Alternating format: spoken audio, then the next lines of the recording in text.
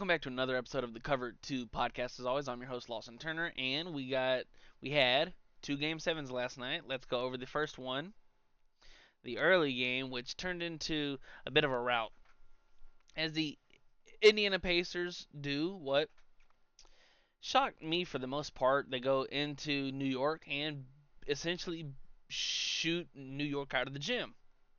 They set an NBA postseason record shooting 67% from the floor, which is it's disgusting because it's never been seen before. And we saw OG Anunoby play the first 4 minutes, made his first two shots, including one crazy spin around three in the corner, and then he left the game never to return.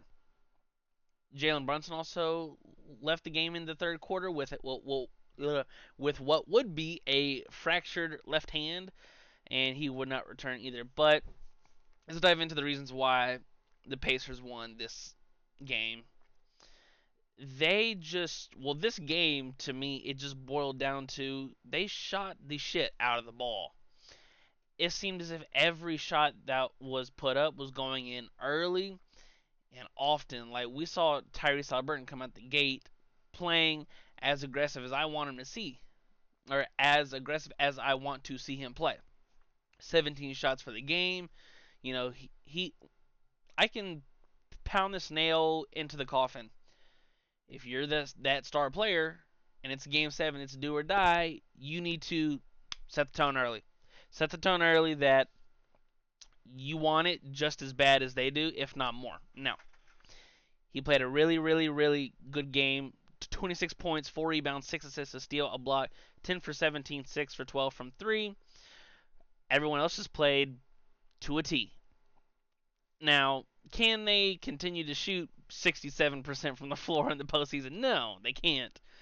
But it's a great one-off game to see a team just get crazy hot. Pascal Siakam, 20 points, 4 rebounds, 4 assists, 8 for 15, 2 for 3 from 3. We saw Aaron Nesmith, 19 points. He didn't miss a shot. 19 points, 4 rebounds, 8 of 8, 2 for 2 from 3, and 1 for 1 from the free throw line. Andrew Nembhard was I don't even know how to describe what his game was yesterday. It was whatever you need, I got you. 20 points, 5 rebounds, 6 assists, 8 for 10, 1 for 2 from 3. He was fantastic. Miles Turner, 17 points, 5 rebounds, 4 blocks, 7 for 11 from the field, 2 for 3 from 3. He was fantastic. Fantastic, fantastic. And TJ McConnell doing what TJ McConnell does off the bench. 12 points, 2 rebounds, 7 assists, 6 for 8 from the floor. I felt as if, especially in the second half, because the Knicks were down 20 in the first quarter. They were down 15 points at half, and they cut it to 7. They cut it to 7 about midway through the third, and I was like, uh-oh. Even with no Jalen Brunson, if they can get it to now 7 is 3 possessions just like that, bang bang bang. It felt like if they could get it to 2 or tie it or potentially take the lead, maybe it starts to clam in the Pacers' hands. Maybe their hands started to get a little wet, sweaty, clammy, but they didn't. When when the lead was cut to 7 in the third quarter, Indiana responded with a 16-4 run over a 4-minute stretch that grew their lead back up to 19. And that was basically all she wrote. Now let's dive into the Knicks players and who I thought played really well. Dante DiVincenzo, 39 points, 4 rebounds, 1 assist, 2 steals, 11 for 21, 9 for 15 from 3, which that's a Knicks record for threes made in a game 7. I thought he was in the second half when they needed it, and like I said, when the Knicks were starting to get into a little bit of a rhythm, he just catch it and ripping it, and it was going down. Alec Burks, outstanding game off the bench. He scored 26 points, 3 rebounds, 2 assists, 8 for 13, 2 for 5 from 3. Second half, I thought he was another big reason, especially when Jalen Brunson went out. The ball was in his hands a little bit more, and he was aggressive getting and finishing at the rim. 26 of the Knicks' 38 points off the bench were scored by Burks. Josh Hart, subpar game. Now, he's dealing with an abdominal strain that made him leave the game twice in game 6. He had 10 points, 8 rebounds, 5 assists, 3 of 9 from the floor, 0 for 4 from 3. It's game 7. You need either, to shoot un, ungodly from 3 or from the floor in general, or you need 1 to 2 role players to play above their skis. And I thought Josh Hart was it wasn't his worst game of the series, but they could have used more. But I think that the story of this series is health.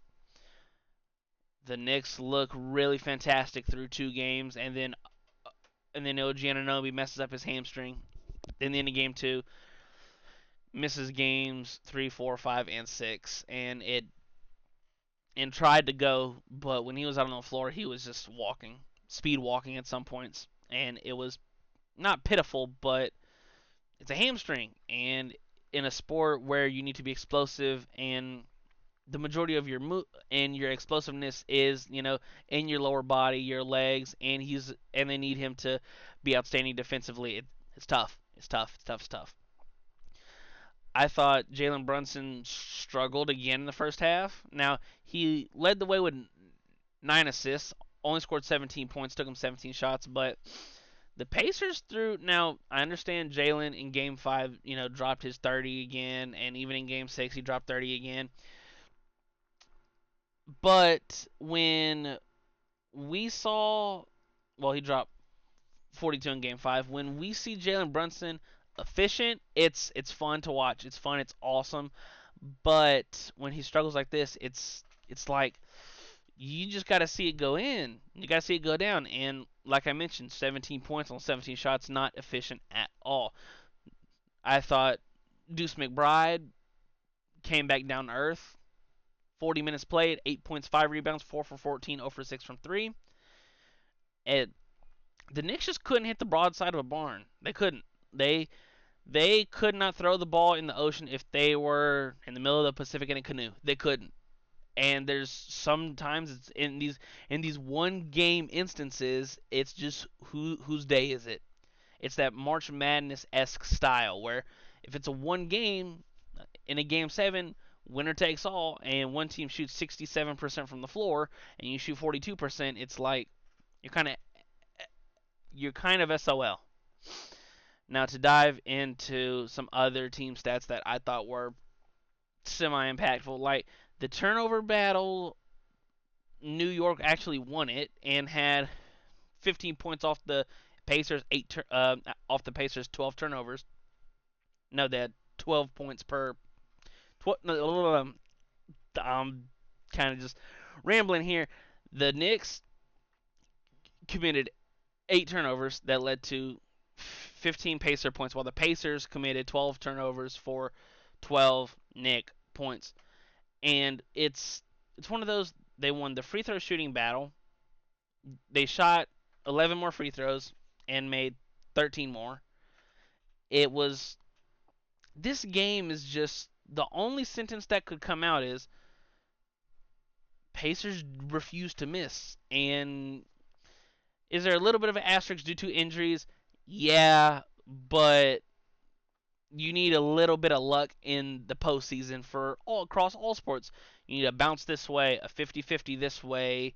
Maybe a player gets dinged here, maybe a player gets dinged there. I would have loved to see a fully healthy Knicks team, but the Pacers get through the Bucks in the first round with no Giannis, and then they get through a injury-riddled Knicks team that their injuries happen in the middle of the series. And so they will take on Boston Tuesday night in Boston for Game 1. We're whittling down to the final, 2-3 weeks of the NBA season, and we hate to see it end, but this season and playoffs has been amazing thus far. That's all I have for you guys for this episode of the Cover 2 podcast. Be sure to check us out on Twitter at the Cover 2 Pod 26.